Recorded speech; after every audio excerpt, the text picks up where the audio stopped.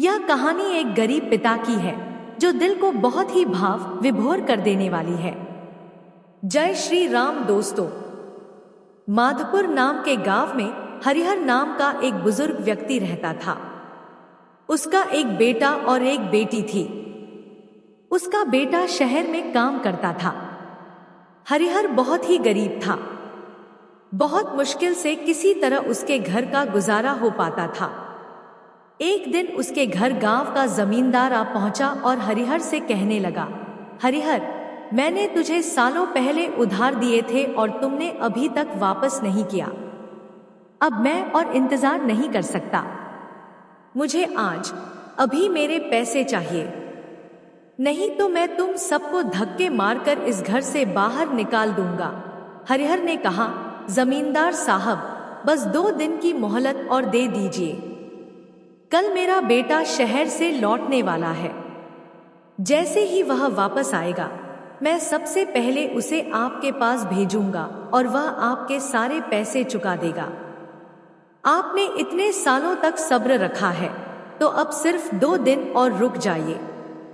मैं आपसे हाथ जोड़कर विनती करता हूं, मेरी मजबूरी को समझिए। जमींदार ने कहा, अच्छा ठीक है, मैं तुम्हें 2 दिन की और मोहलत देता हूं। अगर 2 दिनों में मेरे पैसे मुझे नहीं मिले तो तुम्हारा सारा सामान बाहर फेंक कर तुम्हें भी इस गांव से बाहर फेंकवा दूंगा। ऐसा बोलकर जमींदार वहां से चला जाता है। तब हरिहर की बेटी गौरी ने पिताजी से पूछा, पिताजी, भैया 2 दिन में आ जाएंगे ना? अगर इस बार भैया नहीं आए तो जमींदार तो हमें गांव से निकलवा देगा। इस बार वह हमारी एक भी नहीं सुनेगा। आज देखा नहीं आपने वह कितना गुस्से में था? वह तो आज ही हमें निकाल देता। हरिहर ने कहा, तुम फिक्र मत करो बेटी। पवन ने कहा है वह जरूर आएगा और उसने पैसों का इंतजाम भी कर लिया है। उसके आते ही जमींदार के सारे पैसे लौटा दूंगा। फिर फिक्र करने की कोई बात नहीं। 2 दिन ऐसे ही बीत जाते हैं, लेकिन पवन नहीं आता। हरिहर और गौरी दोनों पवन का इंतजार कर रहे थे। फिर एक आदमी हरिहर के घर आया और कहने लगा, अरे हरिहर भाई, गजब हो गया। जिस कारखाने में तुम्हारा बेटा काम करता था, उस कारखाने में बहुत भीषण आग लग गई है और उस कारखाने में काम करने वाले जितने भी लोग थे, सारे के सारे बहुत बुरी तरह से जल गए हैं। खबर मिली है कि उनमें से कोई भी नहीं बचा और इस कारखाने में तुम्हारा बेटा भी काम करता था। यह सुनकर हरिहर के पैरों तले जमीन खिसक गई। उसके ऊपर दुखों का पहाड़ टूट पड़ा था और वह फूट फूट कर रोने लगा। हे भगवान, यह क्या कर दिया आपने? अब क्या होगा मेरा और मेरी बेटी का? हम कैसे जिएंगे? ऐसे ही 2 दिन बीत जाते हैं। उनके गांव में एक आदमी सूटकेस लेकर आता है। उसी समय जमींदार भी वहां से गुजर रहा था। उस आदमी ने जमींदार से पूछा, अरे भाई साहब, जरा सुनिए, यहाँ हरिहर जी का घर कहाँ है? क्या आप मुझे बता सकते हैं? जमींदार बोला, तुम कौन हो? कहाँ से आए हो? इस गांव के तो नहीं लगते। उस आदमी ने कहा, आप तो जानते ही होंगे कि हरिहर जी के बेटे की कारखाने में आग लगने की वजह से मृत्यु हो गई थी। उसने बहुत सालों तक मेहनत करके बहुत सारे पैसे जमा किए थे। वह सब लेकर घर आने ही वाला था, लेकिन उससे पहले यह दुर्घटना हो गई। इसी वजह से कारखाने के मालिक ने उनके परिवार वालों के लिए पैसे भेजे हैं। मैं उसके वही पैसे हरिहर जी को देने आया हूं। यह सुनकर जमींदार के मन में लालच आ गया। वह सोचने लगा, क्यों ना मैं इसे बोल दूं कि मैं ही हरिहर हूं और इससे सारे पैसे ले लूं। वैसे भी हरिहर ने मुझसे कर्ज लिया है, वह खुद तो मुझे चुकाने से रहा। मैं इसी से पैसा ले लेता हूं। इससे कर्ज का पैसा भी मिल जाएगा और मेरा काम भी बन जाएगा। लेकिन इसके लिए मुझे इस आदमी को यहीं पर रोकना होगा। इतना सोचने के बाद जमींदार बोला, अरे भाई, तुम एकदम सही आदमी से मिले हो। मैं ही हरिहर हूं, और जिसकी बात तुम कर रहे हो वह मेरा ही बेटा था। उस आदमी ने कहा, अच्छा हुआ भाई साहब, आप यहीं मिल गए, वरना मुझे पूरे गांव में आपको ढूंढना पड़ता। ये लीजिए आपकी अमानत, अब मैं चलता हूं। यह कहकर वह आदमी वहां से चला गया और जमींदार वह सूटकेस लेकर अपने घर आ गया। जैसे ही उसने सूटकेस खोला, उसमें ढेर सारे पैसे थे। जमींदार यह देखकर बहुत खुश हुआ।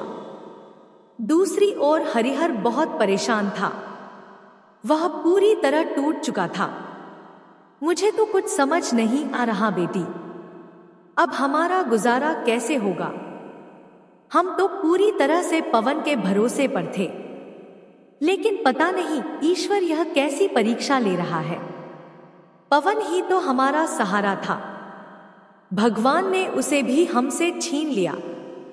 भगवान इतने कठोर दिल कैसे हो सकते हैं? कभी कभी लगता है भगवान है ही नहीं। अगर होते तो हमारे साथ इतना सब क्यों होता, जबकि हमने कभी किसी का बुरा भी नहीं चाहा। गौरी बोली, पिताजी आप चिंता मत कीजिए, मैं भी आपके काम में आपका हाथ बटाऊंगी। हम कुछ ना कुछ करके जमींदार का कर्ज जरूर चुका देंगे, आप फिक्र मत कीजिए, नहीं तो आपकी तबीयत और भी खराब हो जाएगी। गौरी ने दूसरों के घरों में काम करना और खाना बनाना शुरू कर दिया। इसी तरह कुछ दिन बीत गए। एक दिन गौरी पानी लेने जमींदार के कुएं पर गई। उसी दिन जमींदार के दोस्त का बेटा वीर जमींदार के घर आया। तभी उसकी नजर गौरी पर पड़ी। वह गौरी को देखकर मन ही मन उसे पसंद करने लगा। फिर वह अंदर जाकर जमींदार से बोला, प्रणाम चाचा जी, क्या आपने मुझे पहचाना? मैं आपके दोस्त गिरधारी लाल का बेटा हूं। मेरा नाम वीर है। जमींदार बोला, अरे वीर बेटा, तुम कितने बड़े हो गए हो।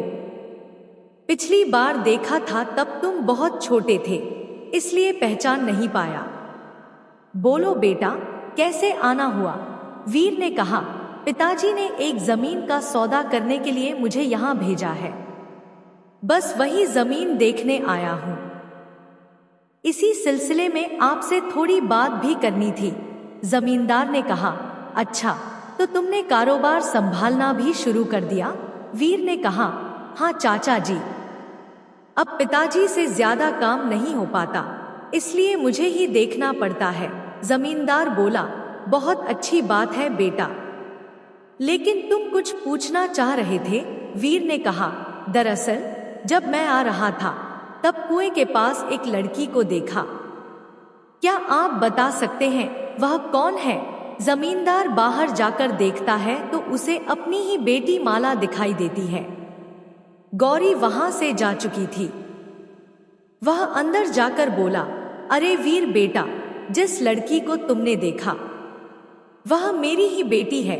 वीर बोला, ओ अच्छा, ठीक है चाचा जी, मुझे लगा कोई और है, जाने दीजिए। यह कहकर वीर बात को बदल देता है, लेकिन जमींदार के मन में शक हो गया। मुझे लगता है वीर को मेरी बेटी पसंद आ गई है। यह तो बहुत अच्छी बात है। अगर मेरी माला इतनी बड़ी हवेली में जाएगी तो उसका भाग्य ही बदल जाएगा। वीर ने कहा, अच्छा चाचा जी, अब मैं चलता हूं, मुझे देर हो रही है। जमींदार बोला, अरे बेटा, एक दिन रुक कर जाओ, गांव की शुद्ध हवा में रहो। वीर बोला, नहीं चाचा जी, अगली बार जरूर रुकूंगा। इतना कहकर वह चला गया। घर पहुंचकर उसने डरते हुए अपने पिता गिरधारी लाल से कहा, पिताजी, मैंने गांव में एक लड़की देखी है, मुझे वह बहुत पसंद है और मैं उसी से शादी करना चाहता हूँ। गिरधारी लाल बोले, अरे बेटा, किस लड़की की बात कर रहे हो? वीर बोला, पिताजी, जिनके घर आपने आज मुझे भेजा था, उसी जमींदार की लड़की, मुझे उसी से शादी करनी है। यह सुनकर गिरधारी लाल बहुत खुश हुए और बोले, वाह बेटा, यह तो बहुत अच्छी बात है। वह मेरा बहुत अच्छा दोस्त है, वह बिल्कुल भी मना नहीं करेगा। मैं कल ही उसके पास जाकर शादी की बात करता हूँ, वह भी यह सुनकर बहुत खुश होगा। दूसरे दिन गिरधारी लाल और वीर जमींदार के यहाँ आते हैं। जमींदार अपने दोस्त को देखकर खुश होते हुए बोला, अरे मेरे दोस्त गिरधारी लाल, बहुत दिनों बाद कैसे आना हुआ? तुम तो बहुत बड़ा आदमी हो गए हो यार। याद है हम दोनों ने साथ में ही कारोबार शुरू किया था। आज तुम कहां से कहां पहुंच गए? आज तो तुमने मुझे बहुत खुश कर दिया जो अपने परिवार के साथ मेरे घर आए हो। गिरधारी लाल ने कहा, वो क्या है ना, मुझे अपने बेटे वीर की वजह से यहाँ आना ही पड़ा। दरअसल वीर को तुम्हारी बेटी बहुत पसंद आ गई है और वह उससे शादी करना चाहता है। उसी की बात करने के लिए हम यहाँ आए हैं। जमींदार और भी खुश हो गया। हाँ गिरधारी लाल, यह तो बहुत अच्छी बात है। तुमने आज मेरा दिल ही खुश कर दिया। हमारी दोस्ती आज रिश्तेदारी में बदलने जा रही है। इससे ज्यादा खुशी की बात और क्या हो सकती है? अच्छा ठीक है, चलो अभी अपनी बेटी को बुलाओ। हमें उसे देखे बरसों हो गए हैं। जब हमने उसे देखा था तब वह 5 वर्ष की ही थी। तभी जमींदार अपनी बेटी को आवाज लगाता है और बोलता है, अरे माला बेटी, जरा यहाँ तो आना। जैसे ही माला अंदर आती है, वीर उसे देखकर चौंक जाता है और बोलता है, अरे चाचा जी, जिसे मैंने उस दिन देखा था वह यह लड़की नहीं है, वह लड़की कोई और थी। जमींदार ने कहा, यह आप क्या बोल रहे हो वीर बेटा? आपने उस दिन जिसे देखा था यह वही लड़की है। ठीक से देखिए, शायद तुम भूल गए हो। यह वही लड़की है जो उस दिन कुएं के पास खड़ी थी। वीर ने कहा, नहीं चाचा जी, मुझे अच्छी तरह याद है, यह वो लड़की नहीं है। इतना सुनकर जमींदार सोच में पड़ जाता है। कहीं वीर ने उस फटीचर हरिहर की बेटी गौरी को तो नहीं देख लिया? उसी दिन थोड़ी देर पहले वह पानी भरने आई थी। शायद वीर उसी की बात कर रहा है। नहीं नहीं, मैं ऐसा बिल्कुल नहीं होने दूंगा। मुझे कुछ भी करके हरिहर और उसकी बेटी को इस गांव से भगाना ही होगा, इससे पहले कि वीर उसे ढूंढ ले।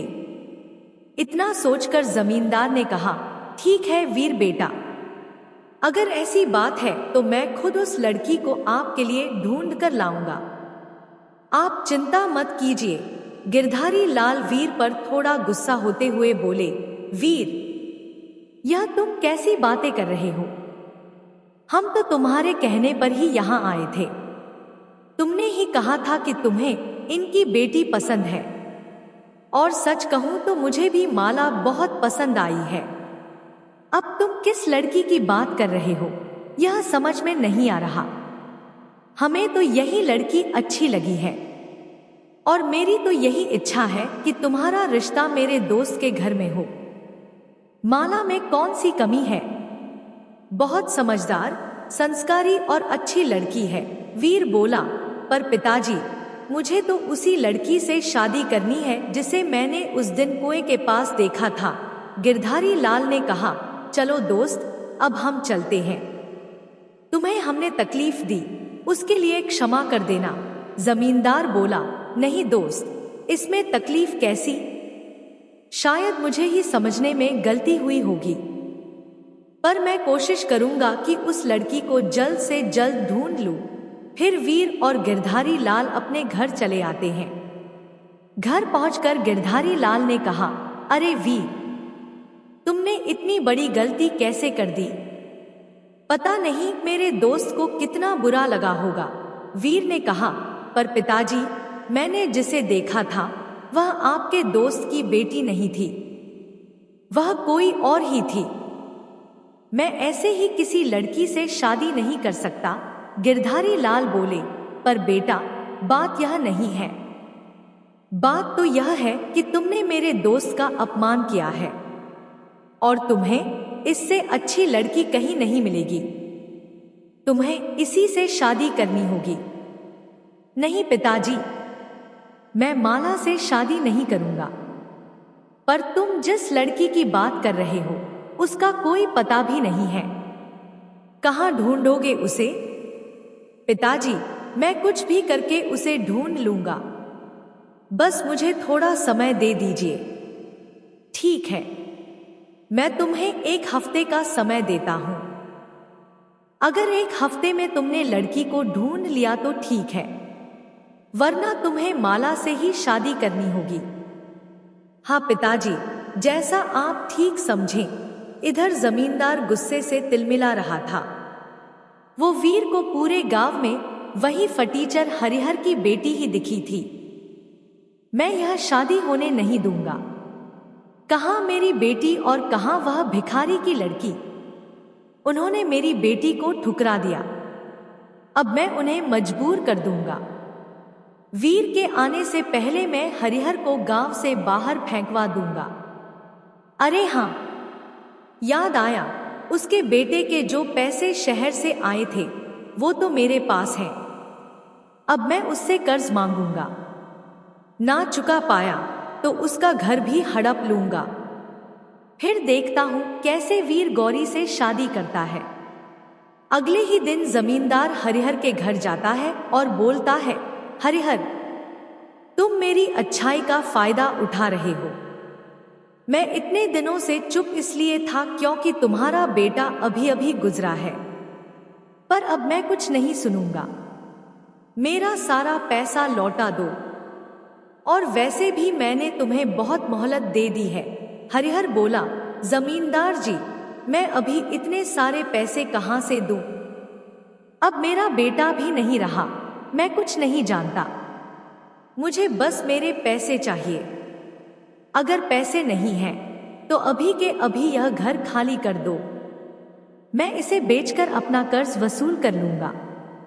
अगर नहीं माना तो मैं लोगों को बुलाकर तुम्हें धक्के मारकर बाहर निकलवा दूंगा। तभी गौरी बोली, चलिए पिताजी, अब हम झूठी तसल्ली नहीं दे सकते। हम इस तरह लकड़ी बेचकर कभी पैसे नहीं लौटा पाएंगे। हमें यह घर छोड़ना ही होगा। इतना कहकर गौरी अपने पिताजी को लेकर घर से बाहर चली जाती है।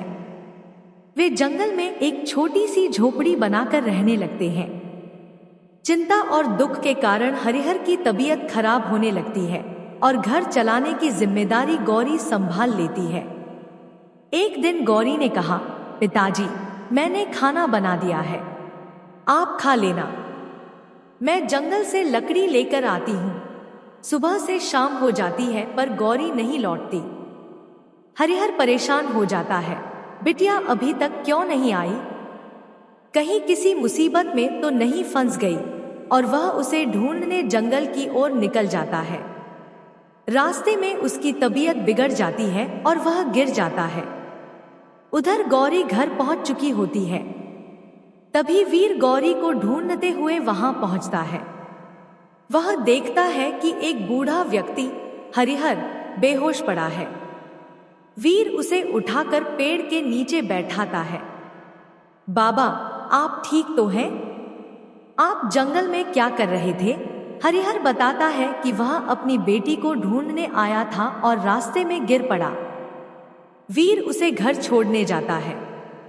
घर पहुंचकर जैसे ही वीर की नजर गौरी पर पड़ती है, वह हैरान भी होता है और खुश भी। गौरी पूछती है, पिताजी आप ठीक हैं? हरिहर बताता है कि वीर ने उसकी जान बचाई। वीर पूछता है, बाबा, आप जंगल में इस झोपड़ी में क्यों रह रहे हैं? तब हरिहर अपनी सारी कहानी बताता है, अपने बेटे की मौत, मुआवजे के पैसे न मिलना और जमींदार की करतूत। वीर चौंक जाता है। बाबा, वह कारखाना हमारा था। तकनीकी खराबी से आग लगी थी। मैंने हर परिवार को 1 लाख रुपए भेजे थे। हरिहर बोला, पर बेटा, हमें तो कोई पैसा नहीं मिला। वीर को सारी सच्चाई समझ में आने लगती है। वह कहता है, मुझे 2 दिन दीजिए बाबा, मैं पता लगाकर आपको आपके पैसे दिलवा कर रहूंगा। अगले दिन वह उस आदमी को लेकर आता है जिसने मुआवजा लाया था। वह साफ कहता है कि उसने पैसे हरिहर बताने वाले एक आदमी को दिए थे जो असल में जमींदार था। वीर गुस्से से भर उठता है। चाचा जी, आपने एक गरीब के बेटे के मुआवजे के पैसे चुरा लिए, ऊपर से उन्हें घर से निकाल दिया, सिर्फ इसलिए कि मैं गौरी से शादी न कर सकूं। जमींदार रोते हुए बोला, बेटा, मुझसे गलती हो गई, मैं लालच में अंधा हो गया था, मुझे माफ कर दो। तभी गिरधारी लाल भी आ जाता है और जमींदार को खूब सुनाता है। वीर और गिरधारी लाल हरिहर के पास जाते हैं, सारे पैसे लौटाते हैं और गौरी का रिश्ता मांगते हैं। फिर धूमधाम से गौरी और वीर की शादी हो जाती है और वे खुशी खुशी रहने लगते हैं। आपको यह कहानी कैसी लगी? अच्छी लगी तो लाइक करें, सब्सक्राइब करें और कमेंट में जय श्री राम जरूर लिखें। धन्यवाद। जय श्री राम।